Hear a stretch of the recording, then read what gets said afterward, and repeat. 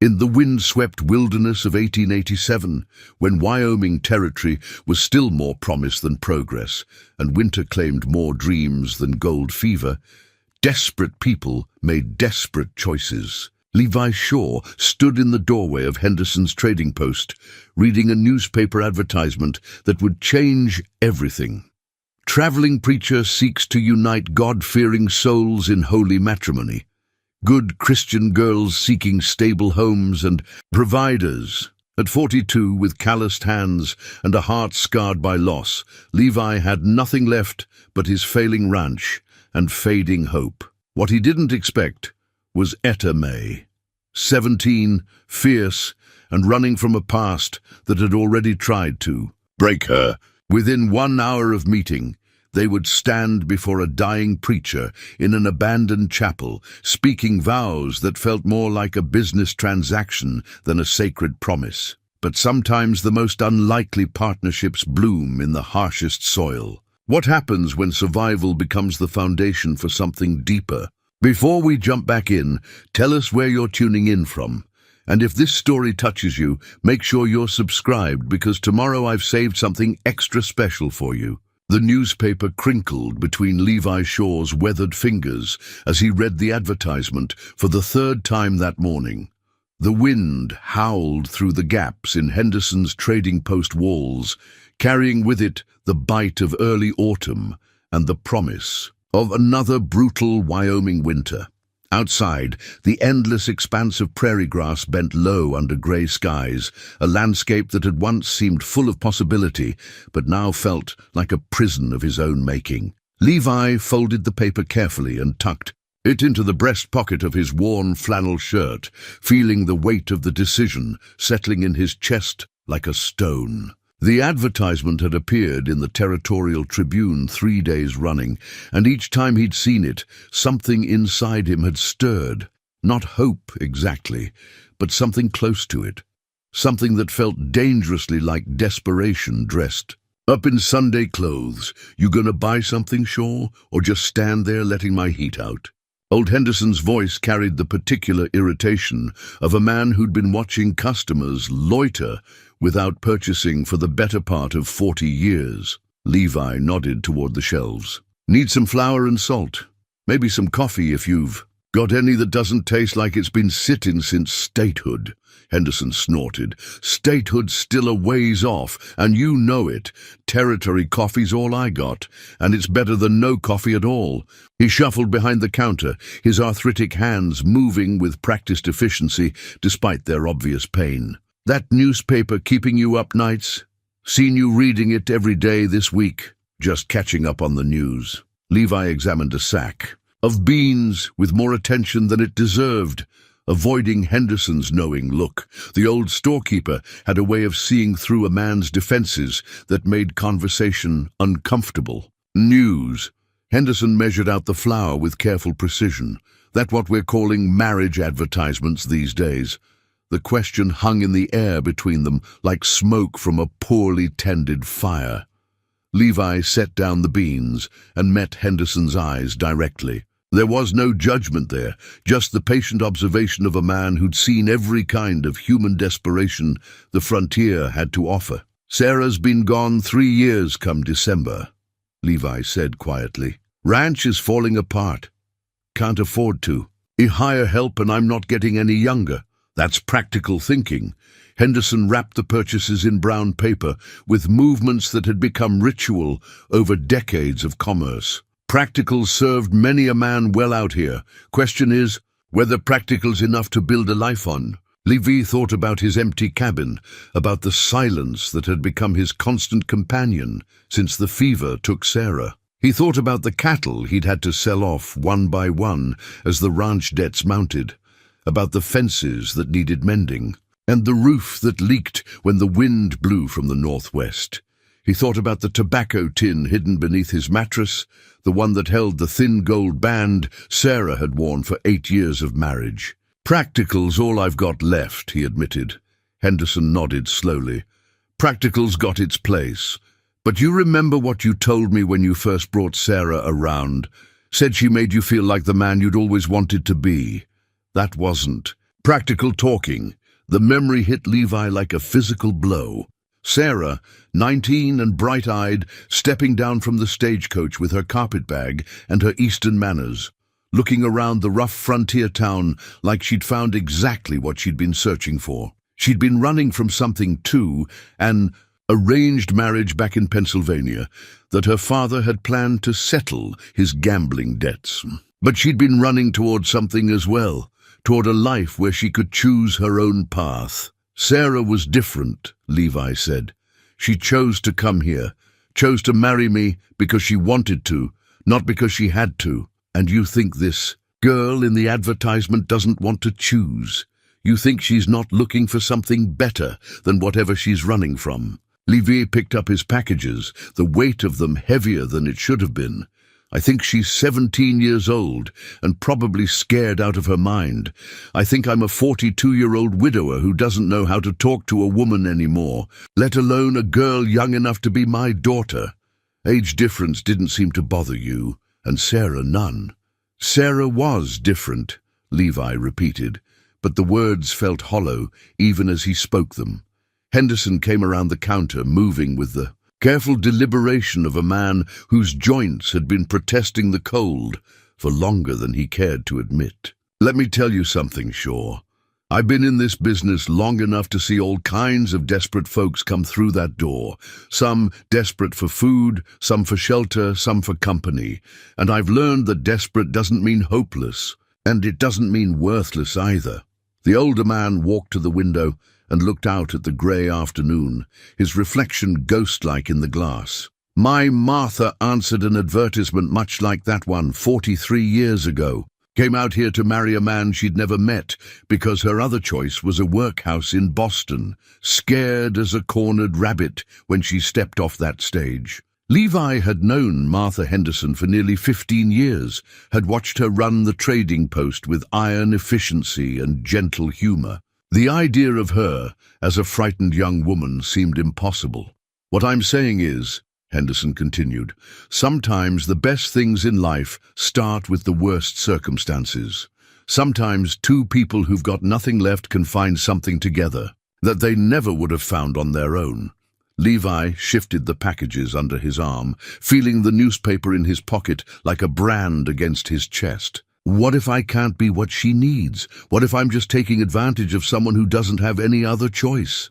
Then you make sure she does have choices. You treat her like a partner, not like property. You give her reasons to stay that don't have anything to do with desperation. Henderson turned back to face him. And you remember that marriage isn't just about what you can take from someone. It's about what you can give them too. Outside, the wind had picked up, rattling the windows and sending tumbleweeds skittering across the dusty main street. Levi watched a mother hurry past with two small children pulling their coats tight against the cold. The sight stirred something in him, a longing so sharp it was almost physical pain. He'd wanted children with Sarah. They'd talked about it during those long winter nights, planning the nursery they'd add to the cabin, choosing names for sons and daughters who had never come. When the fever took her, it had taken those dreams as well, leaving him with nothing but an empty house and the echo of conversations that would never be. The preacher's supposed to be in Millfield next week, Levi said quietly. According to the advertisement, Henderson nodded. Millfield's a hard 2-day ride from here, longer if the weather turns. I know. You thinking of making that ride? Levi looked down at his hands, at the calluses and scars that told the story of 20 years working cattle and trying to coax a living from unforgiving land. They were honest hands, strong hands, but they were the hands of a man who'd been alone too long. I'm thinking about it. Well, Henderson said, returning to his place behind the counter, thinking's the first step, acting's the second, and living with the consequences is the third. Make sure you're ready for all three. Levi pushed through the door, the bell above, it chiming his departure. The cold hit him immediately, cutting through his clothes and reminding him of the long winter ahead. His horse, a sturdy bay gelding named Buck, waited patiently at the hitching post, ears pricked forward in greeting. As he secured his purchases in the saddlebags, Levi let his mind wander to the cabin that waited for him. It sat on a small rise, about 5 miles out of town, overlooking a valley that had once grazed 200 head of cattle, but now held maybe 30. The mortgage was 3 months behind, and the bank in Cheyenne was starting to send letters that grew more insistent with each passing week. The house itself was solid enough. He'd built it with his own hands when he'd first claimed the land, using timber hauled down from the mountains and stones pulled from the creek bed. 2 rooms downstairs and a sleeping loft above, with a wide front porch that caught the morning sun. Sarah had loved that porch, had spent countless hours there with her sewing or her books, watching the seasons change across the valley. Now it stood empty except for the memories that seemed to haunt every corner. Her dresses still hung in the wardrobe upstairs, her books still lined the shelf beside the fireplace, even her coffee cup still sat on the kitchen table, washed and waiting for a morning that would never come. The ride home took him through country he knew as well as his own heartbeat. Rolling hills covered in buffalo grass, cut through by streams that ran clear and cold from the mountain's snowpack. It was beautiful land, good land, but it was also hard land that demanded everything a man had to give and sometimes took more than that. He'd come here as a young man full of dreams and determination, convinced that hard work and honest intentions were enough to build a life on. Sarah had believed in those dreams too, had thrown herself into the work of making a home in the wilderness with the same fierce determination that had brought her west in the first place. Together, they'd built something worth having. Not just the ranch, but a partnership that had sustained them through drought and blizzard, through the loneliness that could drive settlers mad, and the constant struggle to wring a living from the land. They'd been a team in the truest sense, each of them stronger for having the other. When she died, that partnership had died with her. Levi had tried to continue alone, but everything seemed harder without her steady presence beside him. Decisions that had once been easy became overwhelming. Work that had once been satisfying became just another burden to bear. Now, 3 years later, he could see the results of that slow decline everywhere he looked. Fences that needed repair, buildings that needed maintenance, cattle that needed better care than one man could provide. The ranch that had once been his pride was becoming his shame, a daily reminder of everything he'd lost and everything he was failing to preserve. The advertisement in his pocket represented a chance to change that trajectory. Not a return to what he'd had with Sarah, that was impossible, but perhaps a step towards something different, something that might grow into partnership again, given time and patience and mutual respect. As he crested the hill that overlooked his valley, Levi pulled Buck to a halt and sat for a moment, taking in the view. The cabin looked small and lonely in the gathering dusk, smoke rising from the chimney where he'd banked the fire before leaving for town. The barn where he kept his few remaining cattle stood open to the wind, one of its doors hanging crooked. On damaged hinges, it wasn't much to offer a wife, especially a young woman who might have dreams of her own. But it was honest work and clean living, and it was his. If she could find something worth building on in this hard country, then maybe they could find something worth building together. The decision crystallized in that moment, as clear and sharp as the mountain air. He would make the ride to Millfield. He would meet whatever young woman had answered that preacher's call, and he would see if 2 desperate people might find something like hope in each other's company. The wind picked up again as he urged Buck down the hill toward home, carrying with it the scent of sage and the promise of snow. Winter was coming, as it always did. But for the first time in 3 years, Levi Shaw wasn't facing it entirely alone. He journeyed to Millfield, took Levi through country that grew progressively more desolate as he rode east. What little civilization Wyoming territory possessed seemed to thin out with each mile, until he was traveling through land that looked much as it had when the first trappers had crossed it decades earlier.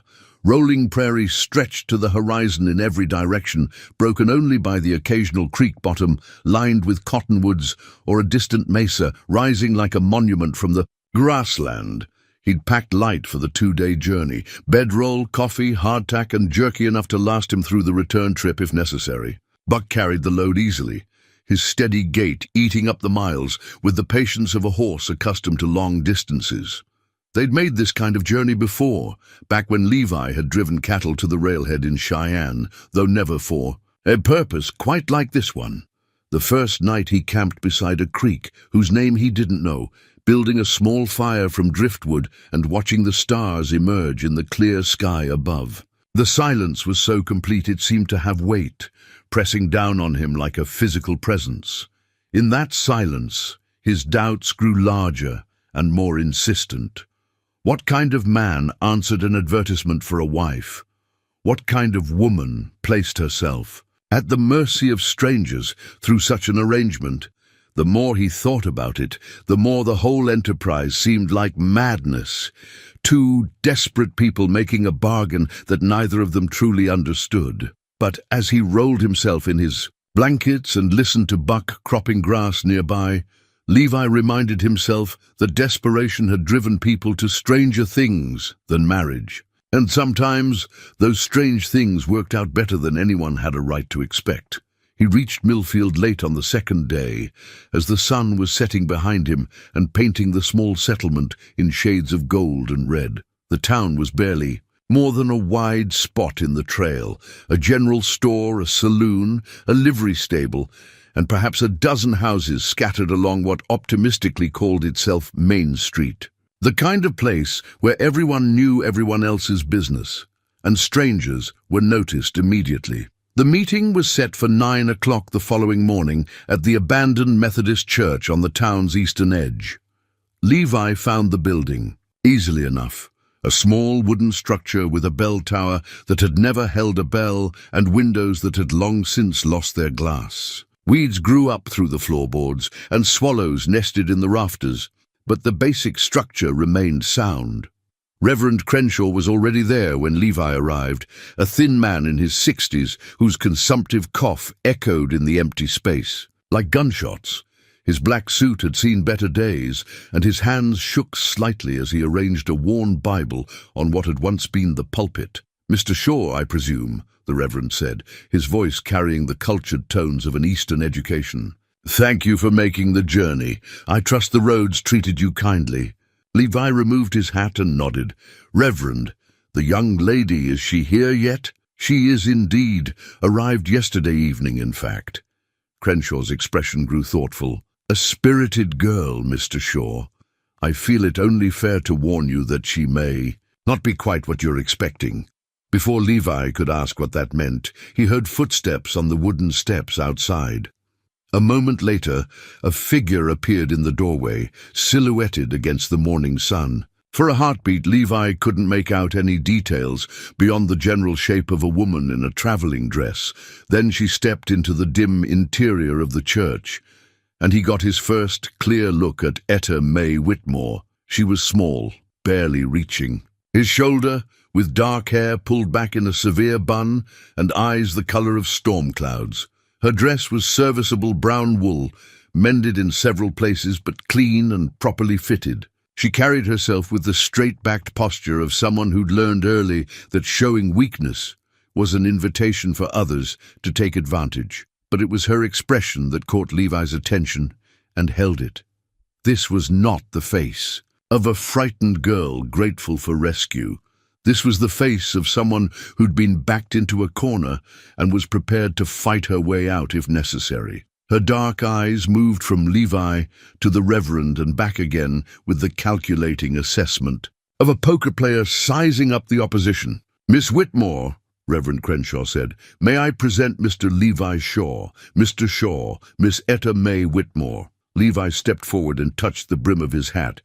"Miss Whitmore, I'm pleased to make your acquaintance." She looked him up and down with frank appraisal, taking in his height, the breadth of his shoulders, the calluses on his hands, the careful way he held himself. "Mr. Shaw," she said finally, her voice carrying a slight southern accent that spoke of origins far from Wyoming territory. "I suppose you are."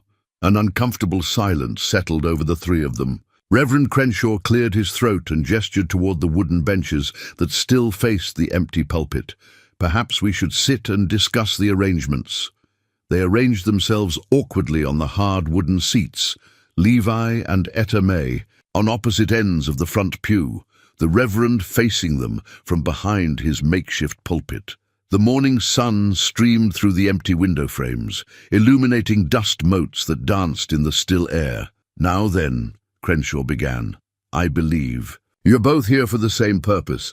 Mr. Shaw, you're seeking a wife to help you manage your ranch. Miss Whitmore, you're seeking a husband who can provide security and a stable home. Is that correct?" Levi nodded. Etta May's expression didn't change, but she inclined her head slightly. "Good. Before we proceed, I think it's important that you both understand what you're agreeing to. This is not a romantic match. This is a practical arrangement between two adults who believe they can benefit from a partnership. Is that your understanding, Mr. Shaw?" "It is," Levi said. "Miss Whitmore?" "Yes," she said quietly. Crenshaw consulted a notebook that he pulled from his coat pocket. "Mr. Shaw, Miss Whitmore has some questions for you, as I'm sure you have for her. Miss Whitmore, would you like to begin?" She turned to face Levi directly for the first time since entering the church. "How did your first wife die?" The bluntness of the question caught him off guard. Most people approached the subject of Sarah's death with careful euphemisms, as if speaking plainly about it might somehow make it more real. "Fever," he said. 3 years ago this December. She was sick for about a week, and then she was gone. Do you drink?" "Some. Not to excess." "Do you beat women?" "No. Ever. Never." She nodded, as if his answers confirmed something she'd already suspected. "Your ranch. How much land?" 600 acres, about half of it good grazing land." "How many?" "Cattle? 30 head now. Used to be more. What happened to the rest?" "Sold them to pay debts." "How much debt are you carrying?" Levi felt heat rise in his cheeks. The question was fair, but it cut close to the bone. "Enough that I need to find a way to make the ranch profitable again, or I'll lose it. And you? Think a wife will solve that problem?" "I think a partner might. Someone to help with the work, to make decisions with. The ranch is too much for one person to manage alone." She was quiet for a moment, considering his words. "What would you expect from me?" "I'd expect you to pull your weight, help with the cooking and cleaning, the garden, tending the chickens if we can afford to keep any, maybe help with the cattle, when needed. And in return, you'd have a home, food, shelter, clothing as needed. Respect." He paused, then added, "and protection." Something flickered in her eyes at that last word. Protection from what? From whatever you're running from. The silence that followed was so complete that Levi could hear his own heartbeat. Etta May's hands, which had been folded in her lap, clenched into fists. "What makes you think I'm running from anything?" she asked finally. "Because nobody answers an advertisement like this unless they've got nowhere else to go." She laughed, but there was no humor in it. "Fair enough. Yes, Mr. Shaw. I'm running from something. Several somethings, actually. But that's my business. Not yours. It would be my business if we were married. Would it? Or would it just be something you'd use against me when it suited you?" The question hung between them like a challenge. Levi looked at her for a long moment, seeing past the defensive posture to the fear underneath. She was scared, he realized. Scared and alone, and trying desperately not to show it. "Miss Whitmore," he said slowly, "I don't know what you've been through, and I won't ask unless you want to tell me, but I can promise you this. If you marry me, your past stays your past, unless it threatens our future. And if something from your past does threaten us, we'll face it together." Tears gathered in her eyes, but she blinked them back before they could fall. "Why?" she whispered. "Why would you do that for someone you don't even know?" "Because I know what it's like to lose everything that matters," he said, "and I know what it's like to be alone." Reverend Crenshaw cleared his throat again. "Perhaps," he said gently, "we should discuss the practical arrangements. "Mr. Shaw, are you prepared to marry Miss Whitmore today, if she's willing?" Levi looked at Etta May, seeing her clearly for the first time. Not as a solution to his problems, but as a person with problems of her own. A person who needed help as much as he did, in her own way. "Yes," he said, "if she'll have me." She was quiet for so long that he thought she might refuse. When she finally spoke, her voice was barely above a whisper. "All right, Mr. Shaw, let's make this bargain." Outside, the wind picked up, rattling the empty window frames and sending a tumbleweed skittering across the abandoned churchyard. Inside, 3 people prepared to change their lives forever with nothing but hope and desperation to guide them. The wedding ceremony, if it could be called that, lasted less than 10 minutes. Reverend Crenshaw stood behind the broken pulpit with his worn Bible open to a page he seemed to know by heart, his voice echoing in the empty church as he spoke. The ancient words that would bind 2 strangers together in the eyes of God and the law. Levi found himself staring at the silent bell tower above them, at the empty space where a bell should have hung to announce joyous occasions to the surrounding countryside. The symbolism wasn't lost on him. Here they were, speaking sacred vows in a place where even the church bell had given up hope. "Do you, Levi Shaw, take this woman to be your lawfully wedded wife, to have and to hold, in sickness and in health, for richer or poorer, until death do you part?" "I do." The words came out rougher than he'd intended, scraping against his throat like sandpaper. Beside him, Etta May stood perfectly still, her hands clasped so tightly in front of her that her knuckles had gone white. "Do you, Etta May Whitmore, take this man to be your lawfully wedded husband, to have and to hold in sickness and in health, for richer or poorer, until death do you part?" A long pause. Long enough for Levi to wonder if she was going to change her mind, if she was going to turn and run back out into the prairie rather than bind herself to a stranger. When she finally spoke, her voice was barely audible. "I do." Reverend Crenshaw closed the Bible with a soft thud that seemed to echo through the abandoned church like a gunshot. "By the power vested in me by the territory of Wyoming and Almighty God, I now pronounce you husband and wife." He looked at them both with eyes that held equal measures of hope and concern. "You may kiss the bride, Mr. Shaw." Levi turned to face his new wife, seeing the tension in every line of her small frame. She looked up at him with those storm-grey eyes, and he saw fear there, and determination, and something that might have been resignation. This was not how either of them had imagined their wedding day, if they'd ever imagined such a day at all. He leaned down slowly, giving her time to pull away if she wanted to.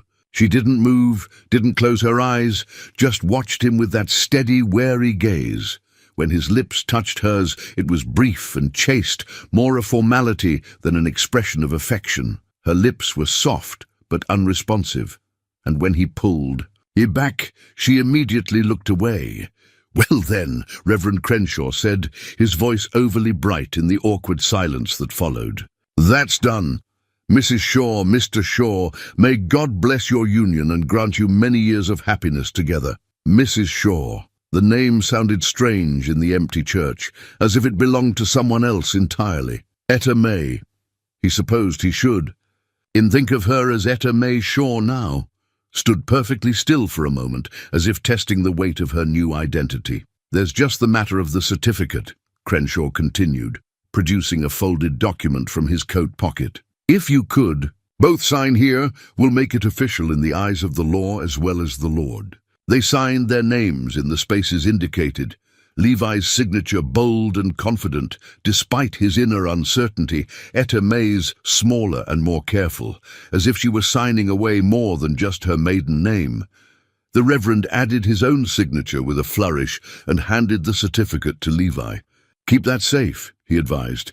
"You'll need it for the county records when you get back home." Outside the church, Etta May's possessions consisted of a single battered carpet bag that had seen better days and a cloth bundle tied with string. Everything she owned in the world could be carried in one trip, which spoke to a life that had been spent moving from place to place without ever putting down roots. "Is this everything?" Levi asked, lifting the carpet bag. It was surprisingly light. "That's everything," she confirmed, her voice flat. Reverend Crenshaw emerged from the church behind them, moving slowly and pausing to catch his breath every few steps. His cough had gotten worse during the ceremony, and Levi could see the toll that his itinerant preaching was taking on his failing health. "Mr. Shaw, if I might have a word," the Reverend said quietly, gesturing for Levi to step aside. Etta May remained by the horses, one hand resting on Buck's neck as she studied the surrounding countryside with the calculating gaze of someone always looking for escape routes. "She's been through something terrible," Crenshaw said in a low voice. "I don't know what, and she won't say, but I can see it in her eyes. Be patient with her, Mr. Shaw. Give her time to trust you." "How much time?" Levi asked. "However long it takes. She's not like other girls her age. She's had to grow up too fast and too hard, but there's strength in her, and loyalty too, if you can earn it." Levi looked over at his new wife, seeing the way she held herself apart even in this moment that should have joined them together. "Any advice on how to earn it? Keep your word. Whatever you promise her, follow through. Don't make promises you can't keep, and don't try to push her into being something she's not ready to be." The Reverend's meaning was clear enough.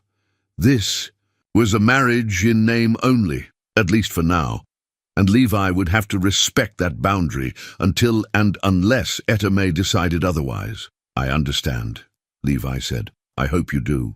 I've seen too many arrangements like this go badly because the man thought marriage gave him the right to take what he wanted, willing or not." The words carried an implied threat that wasn't entirely clerical. Despite his failing health, Reverend Crenshaw had the bearing of a man who'd seen his share of trouble and wasn't afraid to intervene when necessary. "That won't be a problem," Levi assured him. "Good. Then I'll pray for both of you and hope that time will turn necessity into something warmer." The journey back to the ranch began in complete silence. Etta May rode behind Levi on Buck, her small hands gripping the cantle of the saddle rather than his waist, maintaining as much distance as possible despite their proximity. The carpet bag and bundle were tied securely behind her, everything she owned bouncing gently with the horse's steady gait. The first few miles passed through the same desolate country Levi had crossed on his way to Millfield, rolling prairie that stretched endlessly under a grey sky that threatened rain. The silence between them grew heavier with each passing mile, until it felt like a living thing riding alongside them. Finally, as they stopped to rest the horse beside a shallow creek, Etta May spoke for the first time since leaving the church. "What do I call you?" she asked, not looking at him as she dismounted. "Levi, I suppose. We're married now. And what do you want to call me?" He considered the question carefully. "What do you want to be called?" "Most people call me Etta May. Some call me Etta. Which do you prefer?" She was quiet for a moment, kneeling beside the creek to splash water on her face. "Nobody's ever asked me that before." "Well, I'm asking now. Etta May, then. It's what my mother called me." Before, she trailed off, leaving the sentence unfinished. "Etta May it is." They let Buck drink from the creek while they shared jerky and hardtack in continued silence. Levi found himself stealing glances at his new wife, trying to reconcile the quiet, defensive young woman beside him with the sharp-tongued girl who'd interrogated him in the church. She ate with the careful efficiency of someone who'd learned not to waste food, and her eyes never stopped moving, constantly scanning their surroundings. "How much farther?" she asked as they prepared to resume their journey. "About 6 hours, if we keep a steady pace. We'll reach the ranch just before dark." She nodded and allowed him to help her mount Buck again, though she was careful not to let their hands touch longer than necessary. As they rode on through the afternoon, Levi found himself wondering what kind of life he'd committed himself to. What kind of home could two strangers build together? What kind of partnership could grow from such uncertain foundations? Behind him, Etta May Shaw sat straight-backed and silent, her new name still foreign on her tongue, and her future as uncertain as the weather brewing on the horizon ahead. The Shore Ranch came into view just as the sun was setting behind the western mountains, painting the sky in shades of amber and rose that would have been beautiful under different circumstances. Etta May felt her new husband's body tense slightly as they crested the hill that overlooked his valley, and she followed his gaze to see what had captured his attention. The homestead spread below them was both more and less than she'd expected. More because the cabin was larger and more solidly built than many she'd seen, with a wide front porch and glass windows that caught the last light of day. Less because everything about the place spoke of decline and neglect: sagging fence, lines, an unpainted barn with one door hanging askew, and far too few cattle scattered across pasture that could have supported many times their number. "Home," Levi said quietly, the single word carrying more weight than it should have. Etta May said nothing, but she felt something twist in her chest at the loneliness in his voice. This was a place that had once been loved. She could see that. Much. Someone had planted flowers along the porch, though they'd long since gone wild. Someone had hung a swing from the old oak tree beside the house, though one of the ropes had snapped and left it hanging crooked and useless. As they drew closer, she could see more details that spoke to the ranch's former prosperity. The barn was well constructed, built to last, but it needed paint and repairs. The fencing was good quality, but sections had been mended with whatever materials were at hand, rather than replaced properly. It was the home of a man who'd been making do for too long, patching problems rather than solving them. Buck picked his way carefully down the slope toward the cabin, his hooves finding secure footing among the loose stones. Smoke rose from the chimney, indicating that Levi had banked the fire carefully before leaving, and Etta May was grateful for the promise of warmth after the long, cold ride. They drew up beside the front porch, and Levi dismounted first before reaching up to help her down. She hesitated for a moment, looking at his outstretched hands, before placing her own in them and allowing him to lift her from the saddle. Her feet had barely touched the ground when she stepped quickly away, putting distance between them once again. "I'll see to Buck," Levi said, gathering the reins. "You go on inside and warm yourself by the fire. I'll bring your things in directly." Etta May climbed the 3 steps to the porch and paused at the front door, her hand on the latch. This was it then, the moment when she crossed the threshold into her new life, whatever that might hold. Behind her, she could hear Levi leading Buck toward the barn, his boots crunching on the frost-hardened ground. The door opened easily under her hand, revealing a single large room that served as both kitchen and parlor. A stone fireplace dominated. On wall, with embers still glowing in the grate and a pile of split wood stacked neatly beside it. The furniture was simple but well made, a dining table and chairs, a rocking chair positioned to catch the fireplace's warmth, and shelves lined with books that suggested the previous occupant had been educated. What caught Etta May's attention immediately, however, was how obviously feminine touches remained throughout the room. Curtains hung at the windows in a pattern of yellow flowers that had faded with age, a quilted throw draped over the back of the rocking chair. Most telling of all, a coffee cup sat on the kitchen table as if someone had just stepped away for a moment and would be back shortly. She moved through the room slowly, taking inventory of her new surroundings. The kitchen was well appointed, with a cast-iron stove, a pump for well water, and shelves lined with dishes and cooking supplies. A narrow staircase led to what she assumed was a sleeping loft above. Everything was clean and tidy, but it all felt frozen in time, as if the house had been waiting for its mistress to return. On the mantelpiece above the fireplace, a daguerreotype in a silver frame showed a younger Levi standing beside a woman, with kind eyes and dark hair arranged in an elaborate style. The woman wore a dress of light-colored fabric and was smiling at something beyond the camera's view. Sarah, Etta May realized. This was the first wife, the one whose ghost still seemed to inhabit every corner of the house. She was still studying the photograph when Levi entered, carrying her carpet bag and bundle, He set them down near the door and stood awkwardly in his own front room, as if he were the stranger here rather than she. "I thought you might be hungry," he said. "There's venison stew left from yesterday, and biscuits." "That would be fine," she replied, though she wasn't sure she could eat anything with her stomach tied in knots the way it was. As Levi moved around the kitchen, heating the stew and setting out plates, Etta May found herself drawn to a basket beside the rocking chair. Inside, she discovered a piece of needlework that had been left unfinished, a sampler with the words "Home Sweet Home," partially completed in careful cross-stitch, the needle still threaded with blue silk. She was working on that when she took sick, Levi said quietly, noticing where her attention had fallen. "Always said she'd finish it when she felt better." Etta May carefully folded the fabric and placed it back in the basket. "You've left everything just as it was." Seemed wrong to change things, like I'd be erasing her somehow. She understood that impulse, even if she'd never had anything permanent enough to preserve. But living in a shrine to another woman was going to be its own kind of challenge, especially when that woman had clearly been deeply loved. "Where will I sleep?" she asked, the practical question cutting through the emotional weight of the moment.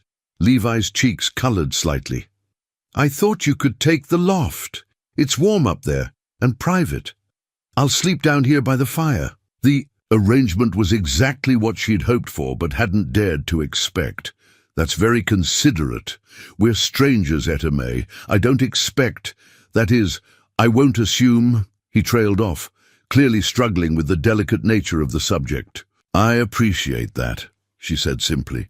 They ate their supper in relative silence, the only sounds the crackling of the fire and the occasional clink of spoons against bowls. The stew was good, rich and filling, and the biscuits were only slightly stale. Etta May found herself eating more than she'd expected, the warmth of the food spreading through her body and easing some of the tension she'd been carrying all day. "There's a trunk up in the loft," Levi said as they finished eating. "Sarah's things are in it, but there's room for yours as well. And there's a washstand with a basin and pitcher." "Thank you." After the dishes were cleaned and put away, Levi carried her belongings up the narrow stairs to the loft while she remained below, adding wood to the fire and trying to process the enormity of what had happened to her in the space of a single day. This morning she'd been Etta May Whitmore, a girl with no home and no prospects. Tonight she was Etta May Shaw, wife to a man she barely knew, mistress of a house that still belonged to a dead woman's memory. When Levi came back downstairs, he moved around the room preparing for the night, banking the fire, checking that. The door was properly latched, winding the clock that sat on the mantelpiece. The domestic routine was clearly well established. The habits of a man who'd been living alone for too long. "I usually rise before dawn," he said. "Ranch work starts early, but you don't need to get up with me. Sleep as long as you need to." "I'm used to early hours," she replied, "and if I'm to pull my weight, as you put it, I should know what needs doing." He nodded. "Well then, I suppose I'll say good night." "Good night, Levi." She climbed the stairs to the loft, her legs suddenly heavy with exhaustion. The space above was larger than she'd expected, with a slanted ceiling that followed the roofline, and a window that looked out over the valley.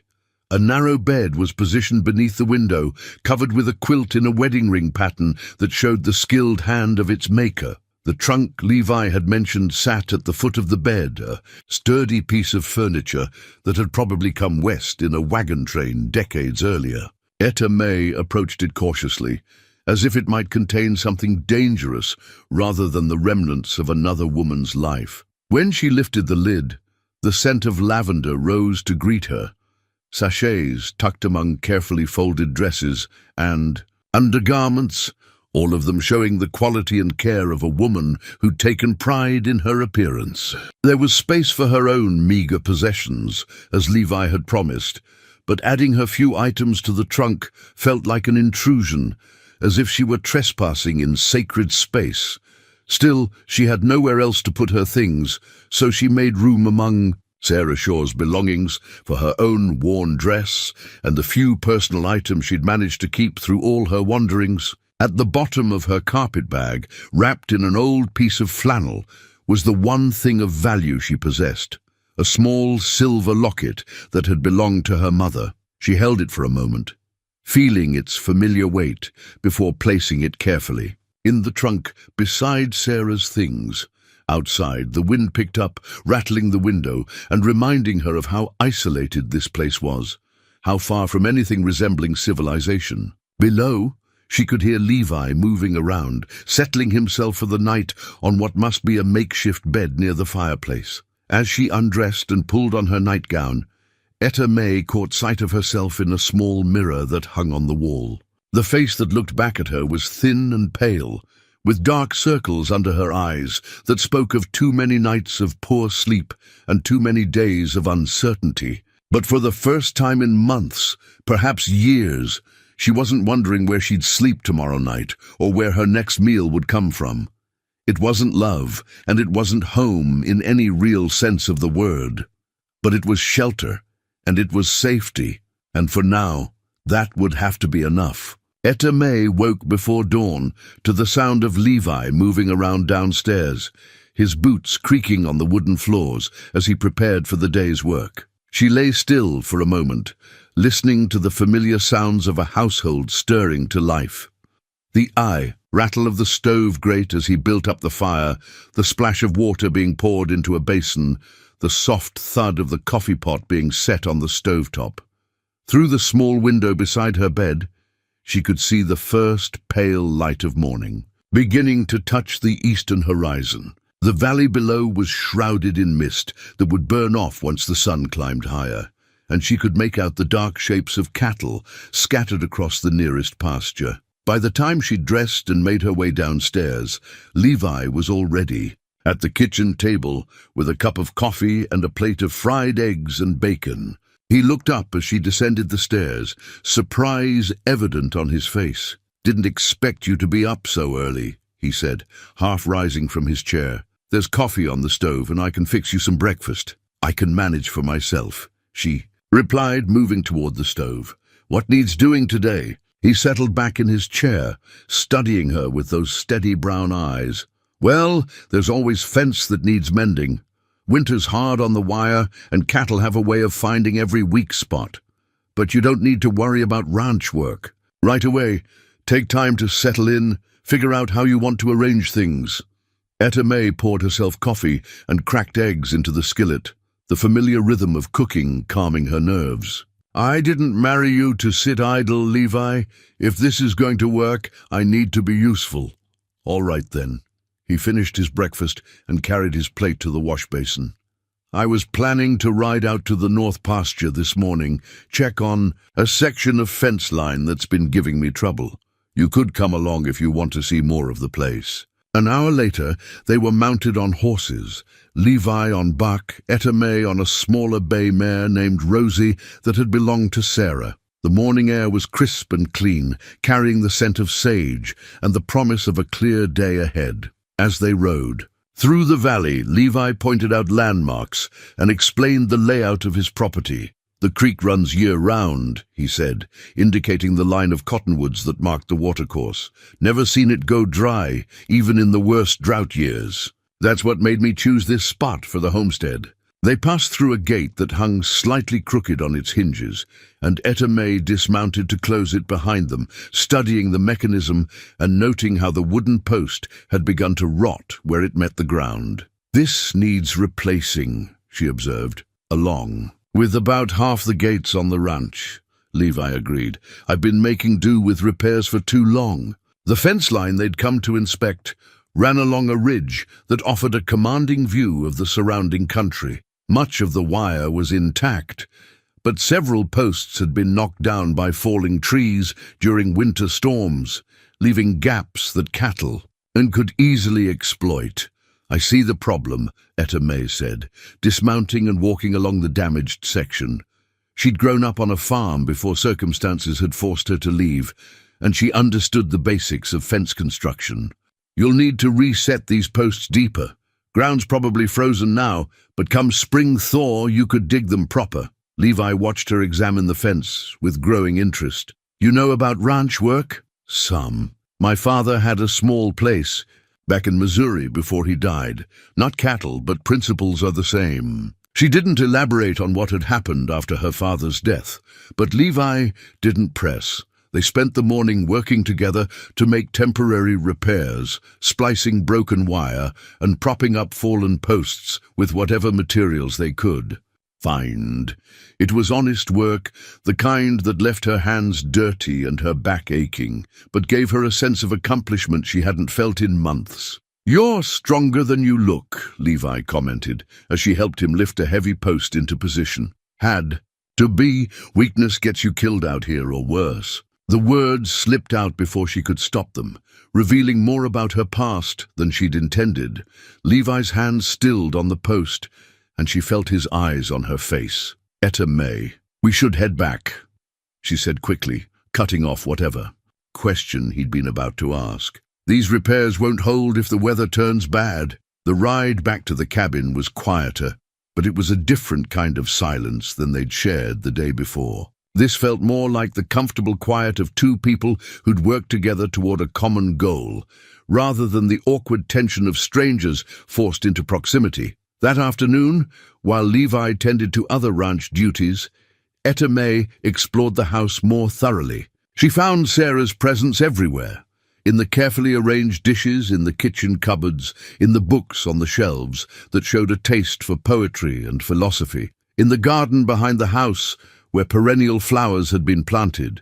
With an eye for color and season, most telling of all, she found Sarah's apron hanging on a peg beside the kitchen stove, a simple garment of blue checked fabric that showed the wear of daily use. Without thinking, Etta May lifted it from the peg and held it against herself, noting how much larger it was than her own small frame would require. "She was taller than you." Etta May spun around to find Levi standing in the doorway, his hat in his hands and an unreadable expression on his face. "I'm sorry," she said quickly, moving to hang the apron back where she'd found it.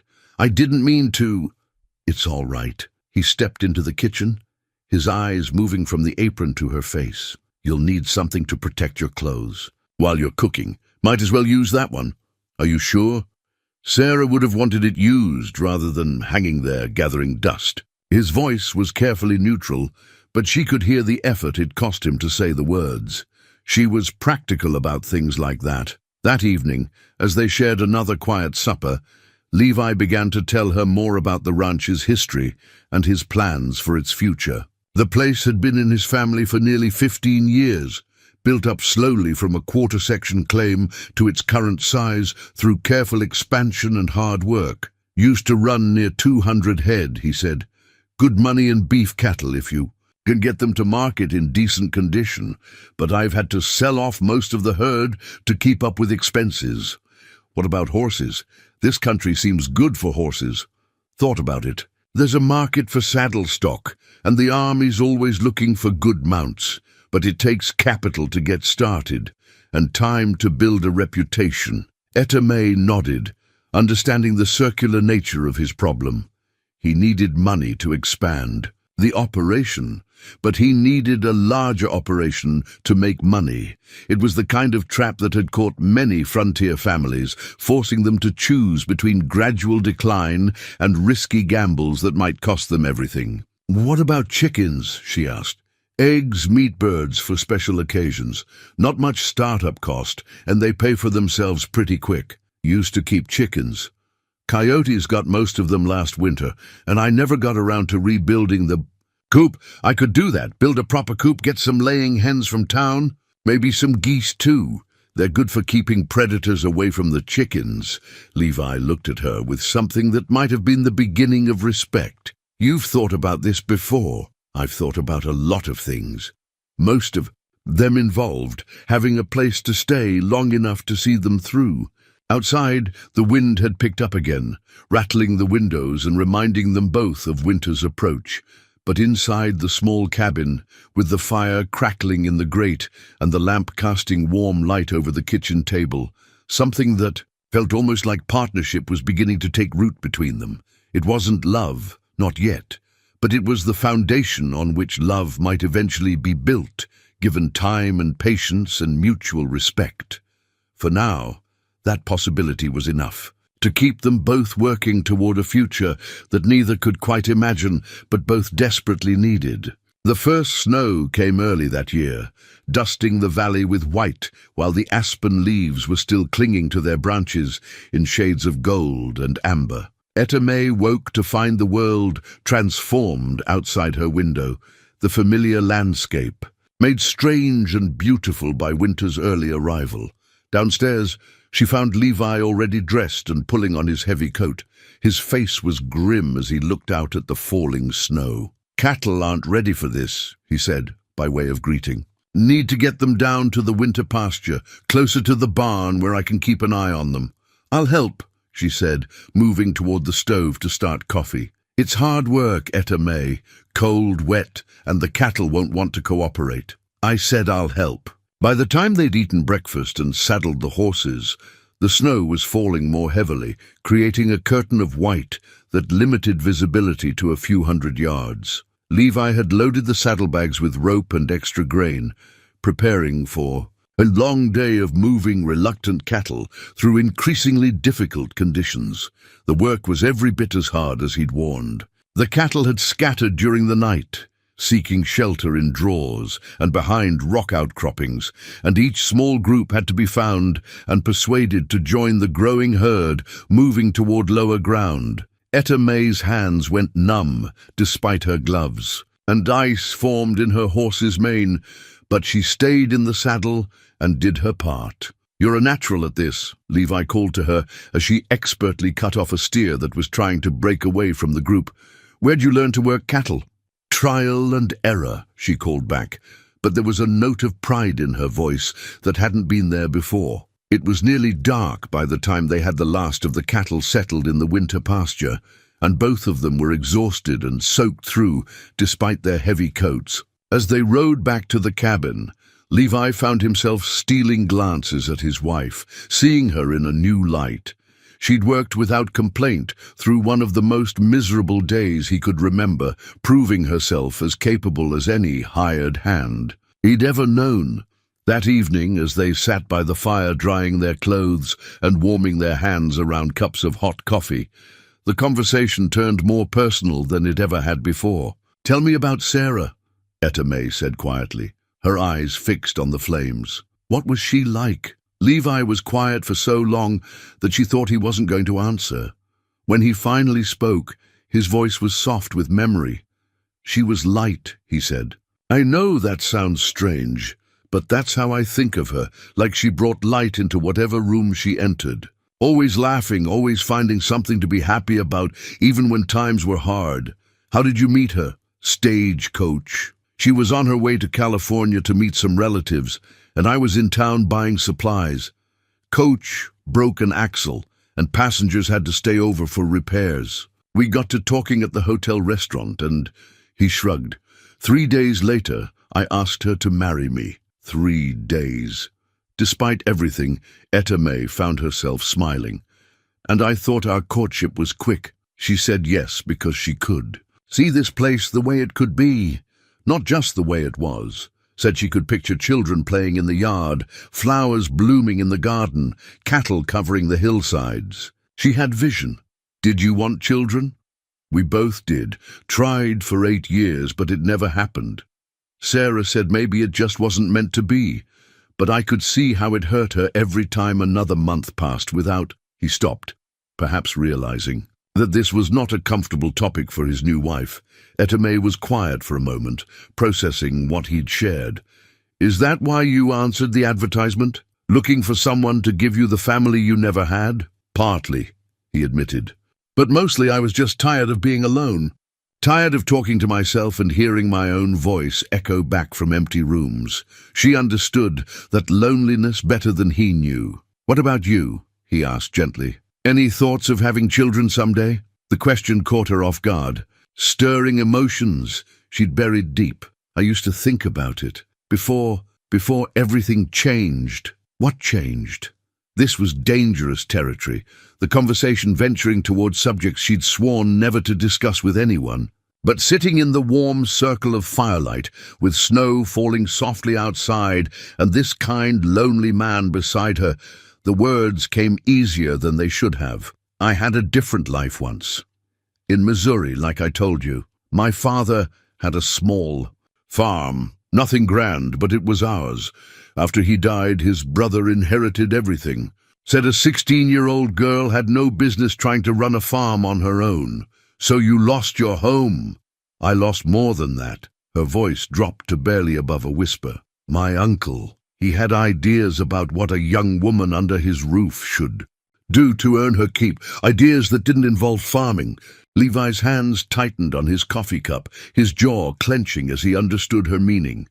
What did you do? I ran. Middle of the night, took what I could carry, and never looked back. She was surprised by how steady her voice remained. Been running ever since, one way or another. And now? Now I'm tired of running, tired of looking over my shoulder and wondering if the next town will be safe, or just another place I'll have to leave in a hurry. They sat in comfortable silence for a while, each lost in their own thoughts. Finally, Levi reached under his chair and pulled out a small wooden object that had been carefully carved and sanded smooth. I made this a few years back, he said, holding it out to her, for a child that never came. Etta May took the carving carefully, turning it over in her hands. It was a small horse, no bigger than her palm, with flowing mane and tail and legs positioned as if it were galloping across an open field. The craftsmanship was exquisite, showing hours of patient work and genuine artistic skill. It's beautiful, she said, running her fingers over the smooth wood. You're very talented. Sarah always said I should make more of them, maybe sell them in town, but it seemed wrong somehow to make toys for other people's children when we couldn't have our own. Maybe you could teach me to carve. I've always been good with my hands, but I've never tried anything like this. The offer seemed to surprise him. You'd want to learn? I'd like to try. It seems like the kind of skill that might be useful out here, especially during the long winter evenings. I'd be glad to teach you, he said, and she could hear the genuine pleasure in his voice. Outside, the wind picked up, driving the snow against the windows with increasing force. But inside the cabin, something warmer than the fire was growing. Between them, not love, not yet, but understanding, recognition of shared losses and shared hopes, the foundation of something that might eventually become deeper. Levi, she said softly, still holding the carved horse. Thank you for not pushing, for giving me time to get used to all this. We've got time, Etta May, all the time in the world. As they prepared for bed that night, banking the fire and checking the doors against the storm, Etta May found herself thinking about the wooden horse and what it represented. Dreams deferred, but not abandoned. Hope that had survived disappointment and loss. The possibility that broken people might find ways to heal each other, given patience and kindness. And time. Upstairs in the loft, she placed the little horse on the windowsill, where it could catch the morning light. Outside, the snow continued to fall, blanketing the valley in pristine white, and promising that winter would test them both in ways they couldn't yet imagine. But for the first time since arriving at the ranch, Etta May felt like she might be strong enough to meet whatever challenges lay ahead, not alone this time, but as part of something larger than herself. A partnership that was slowly, carefully, beginning to feel like it might become a home. 3 weeks after the first snow, just as Etta May was beginning to believe she might have found a safe harbor at last, her past came calling in the form of a hard-faced stranger on a tired horse. She was in the barn, tending to the small flock of chickens she'd convinced Levi to buy from a neighbor, when she heard the sound of hoofbeats approaching the cabin. Through the barn door, she could see a lone rider silhouetted against the grey November sky, his long coat flapping in the wind as he urged his mount up the slope toward the house. Something about the way he sat his horse, the purposeful nature of his approach, sent ice through her veins. This was not a neighbor come calling or a traveler seeking shelter from the cold. This was someone with business to conduct, and in her experience, that kind of business rarely ended well for people like her. Levi emerged from the cabin to greet the visitor, and Etta May crept closer to the barn door to listen. The strangers. Her voice carried clearly in the still air, flat and professional in a way that made her blood run cold. "You Levi Shaw?" "I am. What can I do for you?" "Name's Garrett. I'm a federal marshal and I'm looking for someone." The man dismounted and pulled a folded paper from his coat pocket. "Girl goes by the name of Etta May Whitmore. About 17, dark hair, small build. You seen anyone matching that description?" Etta May's world tilted on its axis. She pressed herself against the barn wall, her heart hammering so hard she was sure it could be heard across the yard. Marshal. Federal marshal, which meant this wasn't about her uncle or anything that had happened in Missouri. This was something bigger, something that could see her hanged. "Can't say that I have," Levi replied, his voice carefully neutral. "Mind telling me what she's wanted for?" Garrett unfolded the paper, and even from her hiding place, Etta May could see it was a wanted poster with her face sketched in black ink. Bank robbery in Kansas. 3 men and a girl, matching her description, hit the Farmers Trust in Dodge City 2 months ago. Got away with nearly $4,000. That's a serious charge. Serious enough. One of the tellers was shot during the robbery. He died 3 days later. Garrett refolded the poster and tucked it back into his coat. Makes it a hanging offense. Etta May closed her eyes, fighting down the panic that threatened to overwhelm her. She remembered Dodge City, remembered the 3 men who'd forced her to hold their horses while they robbed the bank. She'd been running from her uncle's farm, desperate and alone, when they'd found her on the road and decided she'd make useful cover for their crimes. A young girl waiting with horses outside a bank drew less attention than 3 men would have. She'd tried to run when the shooting started, but they'd caught her and threatened to kill her if she didn't keep quiet. For 2 days, they'd kept her, with them, using her as a shield whenever they encountered law enforcement, before finally abandoning her when they crossed into Colorado territory. She'd never seen a penny of the stolen money, had never even entered the bank. But she knew her. Word against theirs would mean nothing to a judge. "I'll keep an eye out," Levi was saying.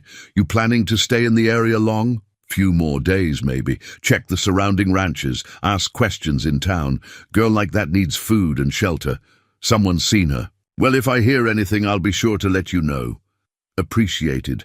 Oh, and sure, there's a $500 reward for information leading to her capture, dead or alive." Etta May heard the marshal mount his horse and ride away, but she remained frozen against the barn wall for several minutes, her mind racing. $500. More money than the ranch was likely to see in a year. More than enough to pay off the mortgage and buy the cattle Levi needed to make the operation profitable again. When she finally forced herself to move, she found Levi standing in the barn doorway, his face grave and his eyes filled with an expression she couldn't quite read. "How long have you been standing there?" she asked, though she already knew the answer. "Long enough." He stepped into the barn and closed the door behind him, shutting out the cold wind and creating a space that felt suddenly intimate and dangerous. "Etta May Whitmore, that your real name?" "It's the name I was born with." Her voice sounded strange, to her own ears, distant and hollow. "And the bank robbery? You want to tell me about that?" She looked at him for a long moment, seeing the man who'd given her shelter and safety, who'd treated her with kindness and respect when he had no reason to do either. The man whose ranch was failing, whose dreams were dying a little more each. And day as the debts mounted and the cattle dwindled. "You could turn me in," she said quietly. $500 would solve a lot of your problems." "That's not what I asked." She moved to the pile of hay bales in the corner and sat down heavily, suddenly exhausted. "I didn't rob that bank, Levi, but I was there, and a man died, and in the eyes of the law that makes me just as guilty as the ones who pulled the trigger. Tell me what happened." So she told him everything, about running from her uncle's farm, with nothing but the clothes on her back and the few dollars she'd managed to save. About the 3 men who'd found her on the road outside Dodge City, hungry and desperate and easy prey for anyone with cruel intentions. about how they'd forced her to be their accomplice, threatening to kill her if she refused, and promising to abandon her in the wilderness if she tried to escape. "I held their horses," she said, her voice barely above a whisper. "That's all I did. But when that teller tried to fight back and they shot him, I became part of it. In the eyes of the law, I'm a killer." Levi was quiet for a long time, his eyes fixed on her face as if he were trying to see into her soul. "What happened to the men who really did it?" "I don't know. They left me behind when they crossed into Colorado. Said I was slowing them down. I've been running ever since, trying to stay ahead of the law and anyone else who might recognize me from those wanted posters." And now she looked up at him, seeing the conflict in his expression. This was a good man, an honest man, and she was asking him to harbor a fugitive. Even if he believed her story, even if he understood that she was more victim than criminal, the law was the law. "Now I run again," she said. "Tonight, probably, before that marshal comes back with more questions." "Where will you go?" "West, maybe. California. Or north to Canada. Somewhere far enough away that they'll stop looking eventually. And leave me to explain where my wife disappeared to." The question caught her off guard. In all her planning and panicking, she hadn't thought about how her disappearance would affect him. "You could say I left you, that the marriage didn't work out, and I went back east to my family." "Could say that," he agreed, "but I won't have to, because you're not leaving." She stared at him, certain she'd misheard. "Levi, you don't understand. I'm wanted for murder. If they find me here, then we'll deal with it when the time comes. You could lose everything. The ranch, your freedom, maybe your life if they think you were helping me." "I could." He sat down beside her on the hay bales, close enough that she could feel the warmth radiating from his body. "But I won't lose the best thing that's happened to me in 3 years. I'm not worth that risk. That's not your decision to make." They sat in silence for several minutes, listening to the wind rattle the barn doors and the soft sounds of the chickens settling for the night. Finally, Etta May found her voice again. "Why?" she whispered. "Why would you do this for me?" "Because you're my wife. Because in the past few weeks you've given me more hope for the future than I've had since Sarah died. Because I believe your story and I believe in you." He turned to face her fully. "And because sometimes doing the right thing matters more than doing the safe thing. The marshal will be back. He'll ask more questions, look more closely. What? If he recognizes me? Then we'll figure out how to prove your innocence. And if we can't, then we'll deal with that too." Outside, the wind was picking up, driving the promise of another storm toward their valley. But inside the barn, with Levi's steady presence beside her and his quiet words of support still echoing in her ears, Etta May felt something she hadn't experienced in months. Hope. It was fragile and uncertain, built on the kindness of a man who had every reason to protect himself rather than her. But it was real, and for the first time since hearing the marshal's voice in the yard, she allowed herself to believe that maybe, just maybe, she wouldn't have to run again. "There's something else," she said quietly. "Something I haven't told you." "What's that?" "My real name isn't Etta May Whitmore. It's Etta May Sullivan. Whitmore was my mother's maiden name. I started using it after I ran from my uncle's place, thought it might help throw anyone off my trail." "Etta May Sullivan," he repeated, as if testing the sound of it. "I like it. Has a nice ring to it. Levi Shore and Etta May Sullivan. Sounds like a couple who might actually have a future together, doesn't it?" "It does," he agreed. "It really does." But even as they spoke of the future, both of them knew that the past wasn't finished with them yet. Somewhere out there, Marshal Garrett was asking questions and showing wanted posters, getting closer to the truth with each conversation. And when he found it, all their hopes and dreams might crumble to dust. For now, though, they had each other. And they had the choice to stand together against whatever storm was coming. It would have to be enough. The next 3 days passed like a slow-motion nightmare, every sound outside the cabin making Etta May's heart race, and every rider on the horizon a potential threat. Levi had moved his father's old hunting rifle from above the fireplace to a more accessible spot beside the kitchen door, and she'd caught him checking and rechecking the ammunition more than once. "We need a plan," he said on the third morning, as they sat over coffee that neither of them was really drinking. "Can't. Just wait for him to come back and hope for the best." Etta May nodded, though the idea of planning anything beyond her next breath felt overwhelming. "What kind of plan?" "First thing is to find out exactly what evidence they have against you. If it's just the word of those 3 men, that's one thing. If there are witnesses who can identify you specifically, that's another. How do we find that out? I could ride into town, ask some careful questions, maybe send a telegram to the sheriff in Dodge City, see what details he's willing to share with a concerned citizen."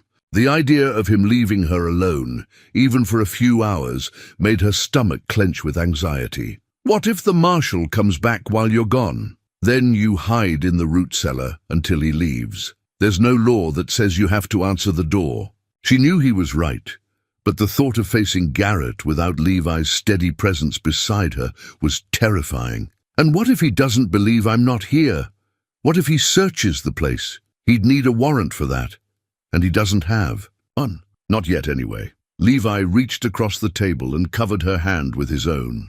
"We'll get through this, Etta May. Together." She wanted to believe him, but experience had taught her that hope was a dangerous luxury for people like her. Still, the warmth of his hand on hers was real, and for now that had to be enough. That afternoon, while Levi was in the barn tending to the horses, Etta May heard the sound she'd been dreading, hoofbeats approaching the cabin. But when she looked out the window, it wasn't Marshal Garrett she saw riding up the slope. It was their nearest neighbor, Martha Henley, a woman in her 50s who lived with her husband on a small homestead about 5 miles to the east. Etta May had met Martha only once before, at Henderson's trading post, where the older woman had been polite but distant. Now she dismounted from her horse and approached the cabin with the purposeful stride of someone who had business to conduct. "Mrs. Shaw," Martha called, "I wonder if I might have a word with you." Etta May opened the door cautiously, her mind racing through possible reasons for this unexpected visit. "Mrs. Henley, please, come in out of the cold." Martha stepped inside and removed her heavy coat, her eyes taking in the details of the cabin with the frank curiosity of a frontier woman. "Thank you. I hope you don't mind me calling without invitation, but I felt it was important that we speak." "Of course. Can I offer you some coffee?" "That would be appreciated." As Etta May busied herself with the coffee pot, Martha settled herself at the kitchen table and fixed her with a steady gaze. "I suppose you're wondering why I'm here." The thought had crossed my mind. "There's been a federal marshal asking questions around the area. About a young woman, about your age and general description I thought you should know." Etta May's hand trembled slightly as she poured the coffee, but she managed to keep her voice steady. "What sort of questions?" "The kind that suggest someone's in trouble. The kind that get people talking and speculating, which is rarely good for anyone involved." Martha accepted the cup Etta May offered her and took a careful sip.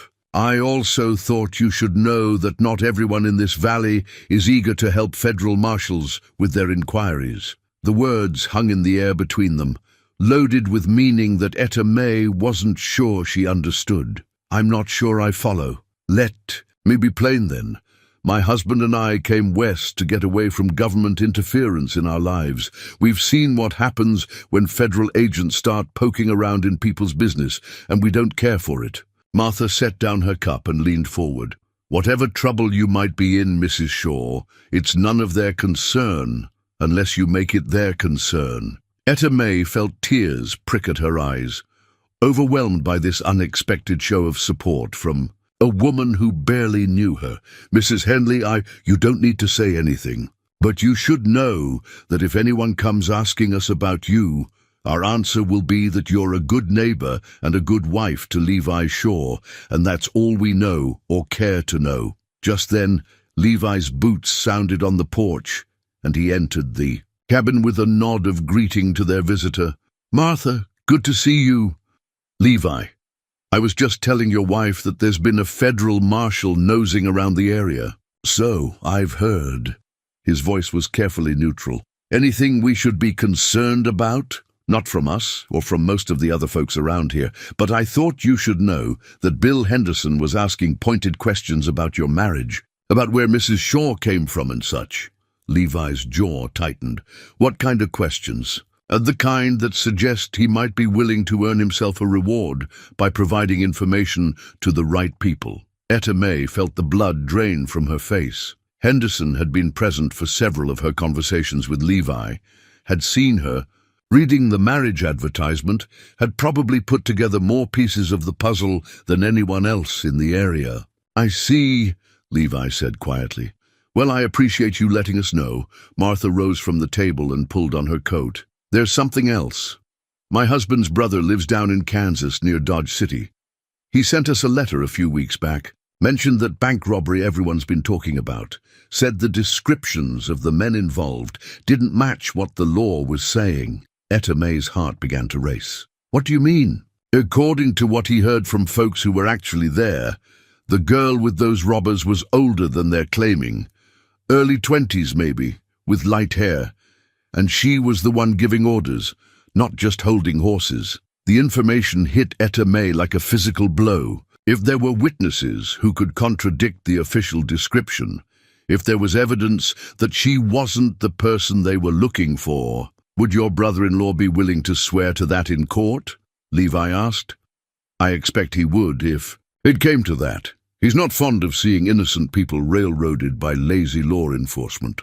After Martha left, Etta May and Levi sat at the kitchen table, trying to process what they'd learned. The possibility that she might be able to prove her innocence was intoxicating, but it also meant taking enormous risks. We need to contact this brother-in-law, Levi said. Get a sworn statement about what he witnessed. And how do we do that? Without revealing where I am? Carefully. Maybe through Martha or through a lawyer in Cheyenne who can handle things discreetly. Etta May nodded, but her mind was already racing ahead to the practical problems they faced. What about Henderson? If he's already suspicious, how long before he puts the pieces together? Not long, probably.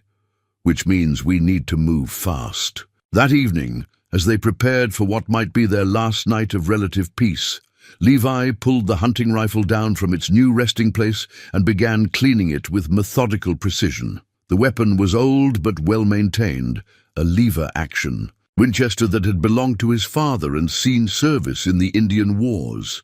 You know how to use one of these? He asked, noting her interest in the rifle. My father taught me to shoot when I was 12. Said a woman living on the frontier needed to know how to protect herself. Good, because if things go badly, I might need you to cover my back. The casual way he said it, as if it were the most natural thing in the world for a husband to expect his wife to stand and fight beside him, brought tears to her eyes. In all her years of running and hiding, no one had ever offered to stand with her against the forces that pursued her. Levi, she said softly, if this goes wrong, if they take me, they won't. But if they do, I want you to know that these past few weeks have been the best of my life, that for the first time since I was a child, I felt like I belonged somewhere. He set down the rifle and turned to face her fully. You do belong somewhere. You belong here with me, and I'll be damned if I let anyone take that away from us. Outside, the wind was picking up again, driving clouds across the face of the moon, and promising another storm by morning. But inside the cabin, with the fire crackling in the grate and Levi's steady presence beside her, Etta May felt something she'd almost forgotten how to feel. She felt like she was home. Whatever came next, whatever price they had to pay for the chance to build a life together, she was ready to face it. Not alone this time, but as part of something larger and stronger than either of them could be on their own. As they banked the fire and prepared for bed, both of them knew that tomorrow would likely bring the confrontation they'd been dreading. Marshal Garrett would return, probably with more questions and possibly with a warrant.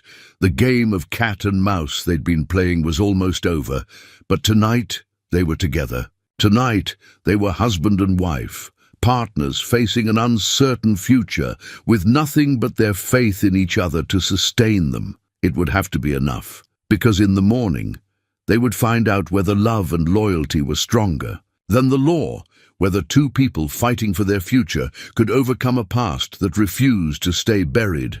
The reckoning was coming, and they would meet it together. Marshal Garrett arrived just after dawn, but he didn't come alone. Etta May spotted them first through the loft window, 3 riders cresting the hill that overlooked the valley, moving with the deliberate pace of men who knew their quarry had nowhere to run. Beside Garrett rode a man she recognized with a sick twist in her stomach, Bill Henderson, his face grim with the satisfaction of a man about to collect a substantial reward. The third rider was unfamiliar, a younger man wearing a deputy's badge that caught the early morning light as he urged his horse down the slope toward the cabin. "Levi," she called softly down the stairs.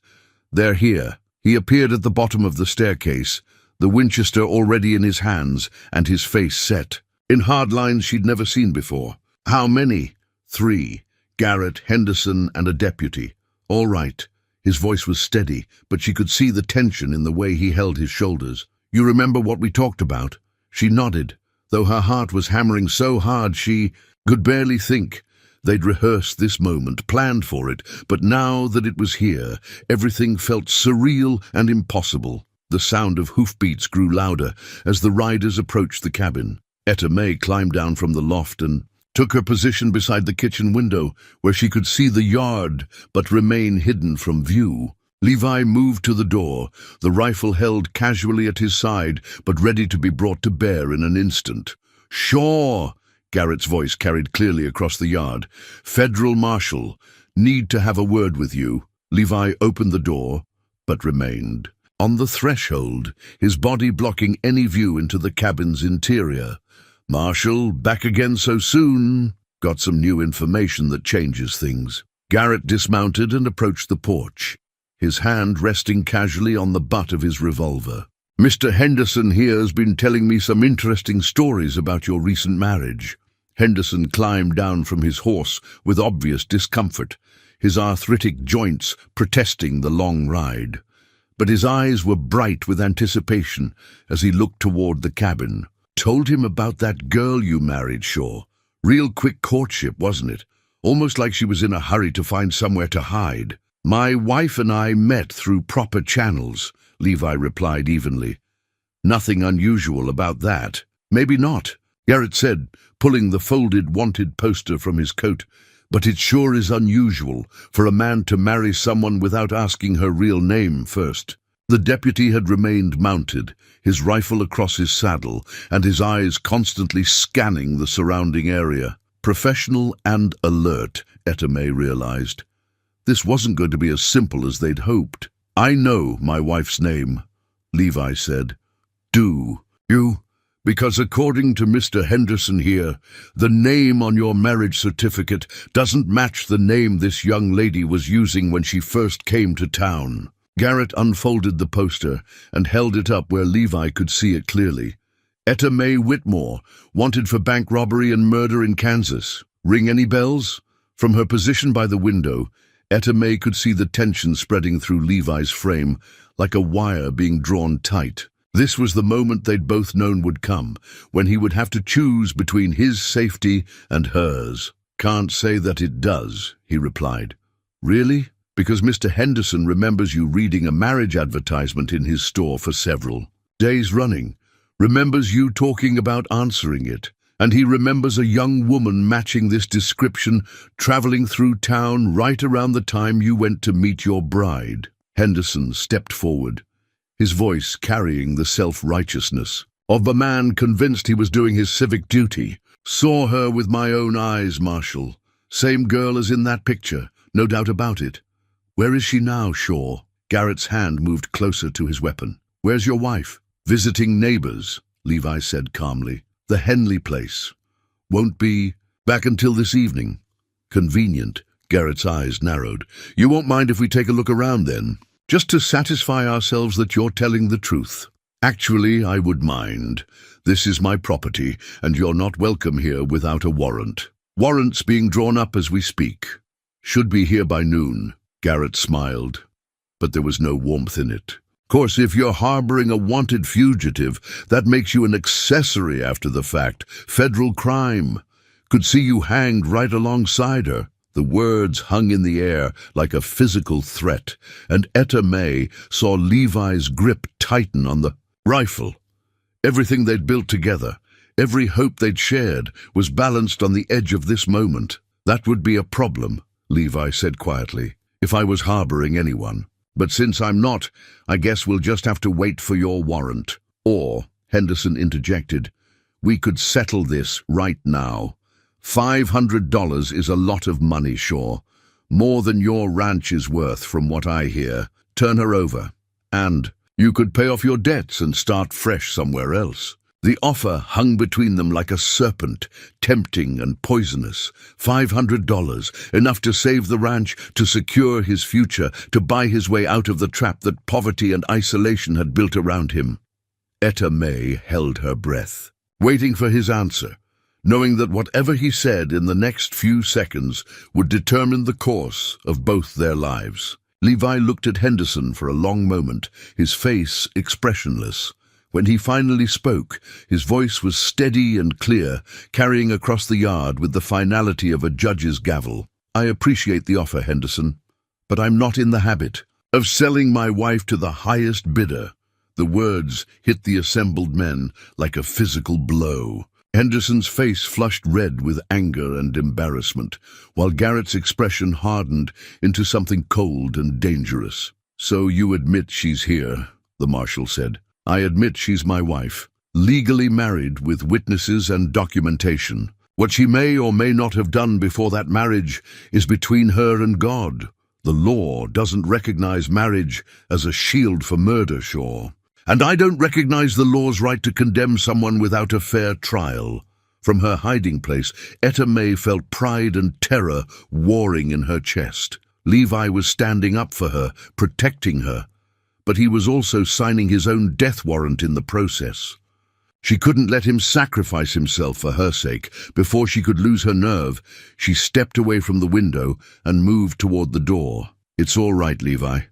I'll come out. Etta May. No, but she was already pushing past him onto the porch, her hands visible and empty, her chin raised in defiance despite the fear coursing through her veins. Marshal Garrett, I believe you're looking for me.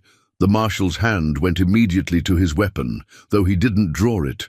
The deputy raised his rifle, and Henderson stepped quickly back, suddenly eager to put distance between himself and the wanted fugitive he'd helped track down. Etta May Whitmore, Garrett said, satisfaction evident in his voice. You're under arrest for the robbery of the Farmers Trust Bank in Dodge City, Kansas, and for the murder of Clarence Hartwell. My name is Etta May Shaw, she corrected quietly, and I didn't murder anyone. That's for a judge and jury to decide. Garrett began moving toward the porch, his hand still resting on his gun. You'll come with us peacefully, or we'll take you by force. Your choice. Actually, a new voice interrupted. There's a third choice. Everyone turned to see Martha Henley riding into the yard, but she wasn't alone. Behind her came her husband, Tom, along with 3 other neighbors Etta May recognized from town. All of them were armed, and all of them looked grimly determined. Mrs. Henley, Garrett said carefully, suddenly aware that the odds had shifted against him. This is federal business. I'd advise you not to interfere. Wouldn't dream of it, Martha replied, dismounting and walking toward the group with the steady confidence of a woman who'd faced down hostile Indians and survived blizzards that killed grown men. Just came to deliver some information that might be relevant to your investigation. She reached into her coat and pulled out a folded telegram, holding it up where everyone could see it. Just received this from my brother-in-law in Dodge City. He was there the day of the robbery, saw the whole thing. Garrett's eyes narrowed. What's it say? Says the girl who was with those robbers was blonde, not brunette. Says she was older than the wanted posters claim, maybe 25 or so. And says she was the one giving orders, not just holding horses. Martha's voice carried across the yard with absolute authority. Also says the real robbers were caught 3 days ago trying to hit another bank in Missouri. All confessed to the Dodge City job when they were faced with the evidence. The silence that followed was so complete that Etta May could hear her own heartbeat. Garrett's face had gone pale, and she could see uncertainty flickering in his eyes for the first time. "That telegram could be a fake," Henderson protested, but his voice lacked conviction. "Could be," Tom Henley agreed, speaking for the first time. "But I doubt Judge Morrison in Cheyenne would think so, especially since we also got a telegram from the sheriff in Dodge City confirming that the charges against Etta Mae Whitmore have been dropped due to new evidence." Martha pulled a second telegram from her coat and handed it directly to Marshal Garrett. "Care to read it yourself?" Garrett unfolded the paper with hands that weren't quite steady, his eyes scanning the text quickly. As he read, his face went from pale to ashen, and Etta May saw his shoulders sag slightly in defeat. "Well?" the deputy asked impatiently. "Charges have been dropped," Garrett said quietly. "Real perpetrators are in custody. Miss Whitmore, Mrs. Shaw, has been cleared of all wrongdoing." The words hit Etta May like a physical force, and she felt her knees go weak with relief. Levi's arm came around her waist, supporting her, and she leaned into his strength as the reality of her freedom began to sink in. "Seems like you made this trip for nothing, Marshal," Tom Henley observed. "Seems like," Garrett agreed. He refolded the telegram and handed it back to Martha, his professional demeanor intact despite his obvious embarrassment. "Mrs. Shaw, I apologize for the trouble. You're free to go." "She was already free," Levi said pointedly. "Free and legally married to me, free and living on my land under my protection." Henderson, who had been growing more uncomfortable by the minute, suddenly found his voice again. "Now wait just a minute. I was acting on good information. How was I supposed to know? You were acting on greed." Martha cut him off sharply. $500 looked pretty good to you, didn't it, Bill? Good enough to turn on your neighbors. The accusation hung in the air like smoke, and Henderson's face burned with shame and anger. But there was nothing he could say in his own defense, nothing that would restore the respect he'd lost in the eyes of his community. As the group began to disperse, the immediate crisis over, Etta May felt the last of her strength leave her. She sagged against Levi's side, overwhelmed by the magnitude of what had just happened. She was free. After months of running, after years of fear, she was finally truly free. And more than that, she was home. 6 months later, on a warm spring morning that painted the valley in shades of green and gold, Etta May stood on the front porch of the cabin watching Levi work with the new foals in the corral. The sight still filled her with quiet amazement. Not just the healthy horses that represented the ranch's growing prosperity, but the easy confidence in her husband's movements, the way he'd grown into the role of a man with something worth protecting. The sound of wagon wheels on the road drew her attention, and she smiled when she recognized the Henley family approaching for the celebration they'd planned. Martha had insisted on organizing a proper wedding reception, claiming that the hasty ceremony in the abandoned church hadn't given the community a proper chance to welcome the new Mrs. Shaw. Behind the Henleys came 2 more wagons filled with neighbors who had become genuine friends over the winter months. People who had seen Etta May and Levi work together through the hardest season either of them had ever faced, who had watched their marriage of convenience slowly transform into something deeper and more enduring. "Looks like Martha brought half." "The county," Levi said, walking up from the corral and slipping his arms around her waist from behind. The gesture was natural now, comfortable in a way that would have been impossible during those first awkward weeks. "She said she wanted to do this right," Etta May replied, leaning back against his chest and feeling the steady rhythm of his heartbeat. "I think she's making up for all the wedding celebrations she missed during the Indian Wars." They watched as their guests began unloading covered dishes and musical instruments, transforming the ranch yard into an impromptu festival ground. Children ran between the wagons, their laughter bright in the morning air, while the men gathered around the corral to admire the horses and discuss the coming roundup. "Regrets?" Levi asked quietly, his breath warm against her ear. It was a question he'd asked several times over the winter, usually in quiet moments when they were alone together. She understood why. Their marriage had begun as a desperate bargain between strangers, and he wanted to be sure that what it had become was what she truly wanted. "None," she said firmly, turning in his arms to face him. "Not a single one." The truth of that statement still amazed her sometimes. She'd found love in the last place she'd expected it, with a man who had asked nothing of her except honesty and partnership. They'd built something together that was stronger than either of them had been alone, something that had survived the test of her dangerous past and emerged even more solid. "Good," he said, and kissed her forehead gently, "because I have something for you." He reached into his shirt pocket and pulled out a small object wrapped in soft cloth. When she unwrapped it, she found a simple gold band, newly forged by the blacksmith in town. It was nothing fancy, but it was hers, not borrowed or inherited, but made specifically for her hand. "We never did have proper rings," Levi explained, sliding the band onto her finger with careful reverence. "Seemed like it was time to remedy that." Etta May looked down at the ring, feeling its unfamiliar weight against her skin. It matched the one Levi now wore, simple gold bands that declared their commitment to the world without ostentation or pretense. "It's perfect," she whispered. The celebration that followed was everything Martha had promised and more. Tables groaned under the weight of food prepared by generous neighbors.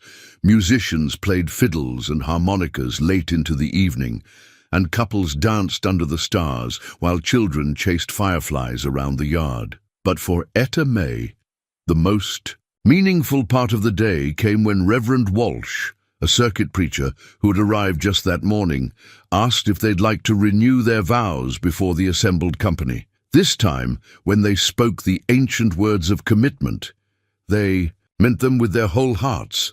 This time, when Levi promised to love and cherish her, she believed him completely. And this time, when she promised to stand by him through whatever challenges lay ahead, she knew she had the strength to keep that promise. "I now pronounce you husband and wife," Reverend Walsh declared to the cheering crowd. Again, as the laughter and applause died down, Levi took her hand and led her away from the celebration, up the hill behind the cabin to a spot that offered a view of the entire valley. Below them, lanterns twinkled in the gathering dusk, and the sound of music drifted up on the warm evening air. "Look there," he said, pointing toward the eastern pasture where the cattle grazed peacefully in the moonlight. 40 head now, with more coming in the fall, and those horses are already attracting buyers from as far away as Denver. "The ranch is thriving," she agreed. "You should be proud." "We should be proud," he corrected. "None of this would have been possible without you." She knew he was right. The chicken coop she'd built had provided steady income through the winter months, and her skill with the vegetable garden had saved the money they'd been able to invest in livestock. More than that, her partnership had given him the confidence to take risks, to dream bigger than mere survival. "What do you see when you look at this place now?" Levi asked. Etta May studied the valley spread out below them, seeing it not as it was, but as it could be. "I see a home," she said simply.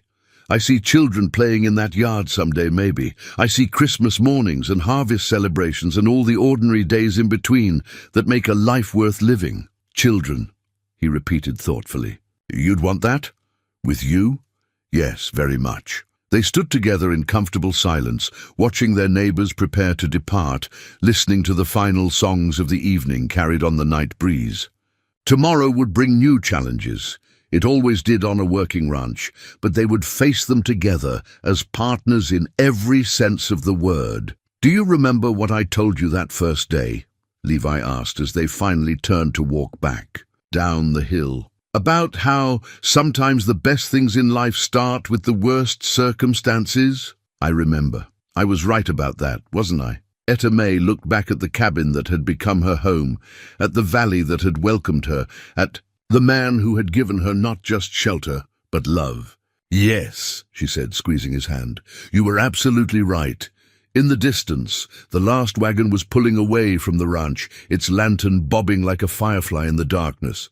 Soon the valley would be quiet again, empty except for the sound of cattle settling for the night and the soft whisper of wind through the grass. But it would never be empty of hope again. Love had taken root in this hard country, growing strong in the most unlikely soil, proving that sometimes the most desperate bargains could become the most precious gifts.